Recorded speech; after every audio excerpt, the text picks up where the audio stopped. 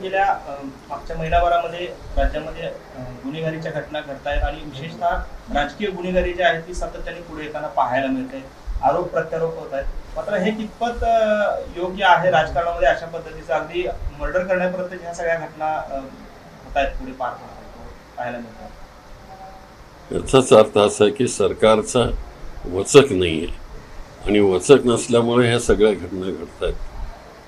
ते अगदी विचारवंतांवरती गाडीवरती हल्ले होत आहेत आणि राजकीय पक्षांकडून उघडपणे हल्ले होत आहेत. जे सत्तेत आहेत त्या पक्षांकडून हे हल्ले होत आहेत. कुठेतरी लोकशाही जे आहे त्याचा गळचिपी जे आहे ती सातत्याने आरोप होतात ते आता पुढे दिसायला लागले. आता हे संपूर्ण जनतेमध्येच हा रोष आता उत्पन्न होतोय. नाही म्हटलं तरी सामान्य माणसांच्या मध्ये हा रोष उत्पन्न व्हायला लागलेला आहे. काही दिवसापूर्वी जर म्हटलं तर हे काय आपल्याला वाटत होतं की हे काय पुढे जाणार नाही, पण आजची परिस्थिती अशी आहे की संपूर्ण मोठ्या प्रमाणामध्ये कुठे कोणाच्या ऑफिसमध्ये जाऊन हत्या करण्याची परिस्थिती जी झालेली आहे, मला वाटतं की हे कंट्रोल करणं फार अतिशय महत्त्वाचं आहे आणि त्याच्यावर वेळीच जर ताबा ठेवला नाही तर परिस्थिती आणखी बिघडेल. कायदा आणि सुव्यवस्था ठेवण्याची जबाबदारी गृहमंत्री म्हणून असते, प्रमुख म्हणून मुख्यमंत्र्यांची असते. अपयशी ठरले असं वाटतंय का मागच्या अनेक घटना याच्यामध्ये घडत आहेत? आत्ताच आपण असं बोलणं ठीक नाही आहे, पण हे ज्या 3-4 महिन्यामध्ये ज्या घटना घडलेल्या आहेत तर त्या त्यांनी अजूनही सावधान राहिलं पाहिजे. कारण मी सत्तेमध्ये होतो, काय अडचणी असतात त्याही बघितल्या पाहिजेत आणि म्हणून मी एकदम असं आरोप करणार नाही, पण मला वाटतं की हे त्यांना लवकरात लवकर कळेल. निर्भय म्हणूनचा जो पुण्यामध्ये कार्यक्रम झाला त्यावेळेस निखिल वागळेंच्या गाडीवरती भाजप कार्यकर्त्यांकडनं हल्ला करण्यात आला.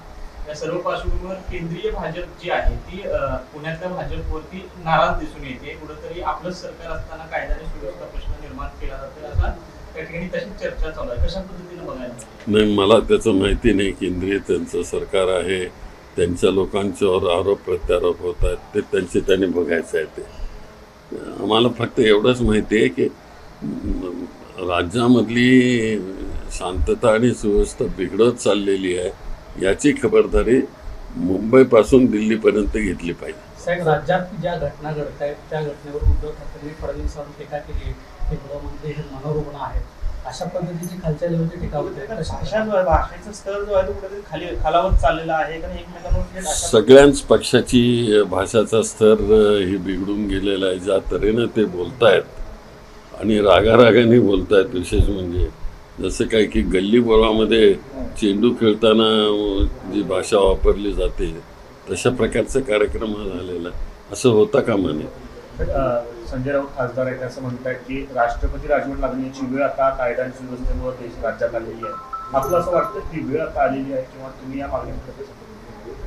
नाही, आता ते असं आहे, विरोधी पक्ष ह्या सगळ्या मागणी करणारच, लहान असो किंवा मोठ्या असो.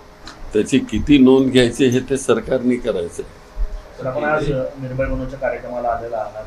पार्श्वभूमी बघितली तर विचारांवरती हल्ले होत आहेत. अशा विचारांना जपलं पाहिजे असं तुम्ही आला असं काय नेमकं उद्देश आपला? नाही, जरूर मी हे जरा ऐकतोय आणि इथं आज मी सोलापुरात होतो. सकाळी माझे काही कार्यक्रम नव्हते म्हणून मी मुद्दाम इथं आलो आणि आत्ताच मला वाटतं हे भेटून गेले. काय नव्हतं सरळ ते भेटून गेले आणि त्यांनाही आश्चर्य वाटलं खरं म्हणजे मी आलो हे. केंद्रीय गृहमंत्री अमित शहा हे लोकसभा निवडणुकी अगोदर सीएए बिल आणणार आहे, तर याच्याकडे कसं बघतात म्हणजे सीएए बिलला किंवा तुमचं पाठी? बघा, त्यांचा जो प्रोग्राम आहे तो ते करणारच. त्याचं बघण्याचं वगैरे काय तुमचा पाठिंबा म्हणजे पाठिंबा मी कसा देऊ शकेन? त्या कायद्याचा काँग्रेसवाला पाठिंबा कसा देऊ शकेल? त्याच्यामध्ये असं त्यांनी म्हटलेलं आहे, अमित शहानी लोकसभेच्या भाषणामध्ये त्यांनी आपल्या म्हटलेलं आहे की खरं तर हे काँग्रेसचा शब्द होता, काँग्रेसनेच हे शब्द दिलेला होता. मुस्लिम म्हणजे राज्यातील अल्पसंख्याकांवर हल्ले होतात त्यामुळे हे सीए बिल हे आम्ही आणू असं शब्द दिलेला होता, म्हणून त्यांनी पूर्ण केला नाही म्हणून आम्ही तो पूर्ण करतो असं लोकसभेच्या पटलावरती बोललेलं आहे. असं काय झालेलं मला आठवत नाही. तुम्ही गृहमंत्री असताना ह्या कायद्यावर चर्चा झाली होती का? नाही. भारतीय नागरिकत्वाच्या कायद्यावर भारतीय नागरिकत्वाच्या कायद्यावर बरेच वेळेस निराळे प्रश्न आलेले होते, पण अशा प्रकारचे प्रश्न नाही निर्माण झाले. राज्यातले जे सर्व राजकीय नेते आहेत कुठेतरी त्यांच्या मागण्यामध्ये असुरक्षिततेची भावना निर्माण झाली. मला वाटतं की आज ज्या पद्धतीनं आता असं हे झालेलं आहे ते प्रत्येकजण जपूनच फिरतोय, वागतोय. तर सीए बिलचं जे आहे त्याच्यामध्ये काय उणीवा आहे? जे गृहमंत्री अमित शहा जे लागू करणार आहेत लोकसभेमध्ये, तर तुम्ही त्याचा म्हणजे अभ्यास केलाच असेल, तर त्याच्यामध्ये उणीवा काय आहे, दोष काय आहे त्या सीए बिल? ते आता असं आहे, ते बिल मांडेपर्यंत त्याच्यामध्ये बऱ्याचशा सुधारणा होतात, मांडलं जातं.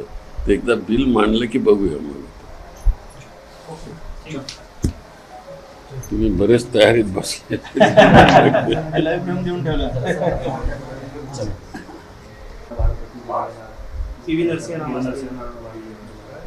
स्वामीनाथन आला त्यांना पण दिलं. चांगला आहे. त्यांना स्वामीनाथन, पी व्ही नरसिंहराव, त्याच्यानंतर चौधरी चरण सिंग यांना एका लाईनमध्ये सगळ्यांना दिलं, हे चांगलंच आहे. लालकृष्ण अडवाणींना त्यांना अगोदरच दिलेलं आहे, पण ह्या सगळ्यांना एका लाईनमध्ये जे घेतलंय त्याचाही विचार करण्यासारखी गोष्ट आहे. स्वागत करते सरकारच्या किंवा निर्णयाचं स्वागत करते. बाळासाहेब ठाकरेंना पण ते मागतायत, सगळे देत नाहीत. बाळासाहेब ठाकरे आहेत, अजून कोण कोण आहेत, सावरकर आहे. सावरकर आहेत, अण्णाभाऊ साठे आहेत. फुले दाम्पत्य, फुले दाम्पत्य, महात्मा फुले. हो, नाही तर एकदा सगळ्यांना देऊन टाका, म्हणजे कोण शिल्लक राहणार नाही. एबीपी माझा, उघडा डोळे बघा नीट.